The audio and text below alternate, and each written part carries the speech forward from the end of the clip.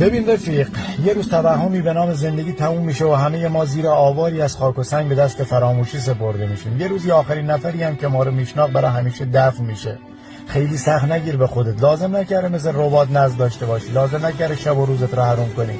خدا شاهد لازم نکرده جدی بگیری. به خودت و خانوادت بفهمون که این زندگی الکی است و یه جایی تموم میشه. دور هم دیگه جمع بشین، بگین، بخندین و با لذت تمومش کنین. کار دنیا همینه. متاسفانه انسان ها مدام در حال خریدن خاک و زمین هستن، خاک هم در حال گرفتن خود انسان ها. نه چشم انسان سیر میشه نه خاک. آدم ها رو مهمون کنین، مهمون یه جور زندگی، مهمون یه دل خوش، یه احوالپرسی بی قضاوت، یه فنجون زندگی بی دغدغه. آدم ها رو مهمون کنین، مهمون مهربونیتون این چیزاست که به زندگی برکت میده. مهمون کنید به دوست داشتن، به خیال راحت از حضورتون، به حس خوب، به حرفای بیکینه و کنایه، به دعا، به حال خوب. اگه غذا میخورین با لذت بخورین، حتی یه نیمرو ساده رو. هر کاری که میکنین سعی کنین با لذت انجامش بدین. برای خودتون ارزش و احترام قائل بشین و ثانیه ثانیه برای خودتون زندگی کنین.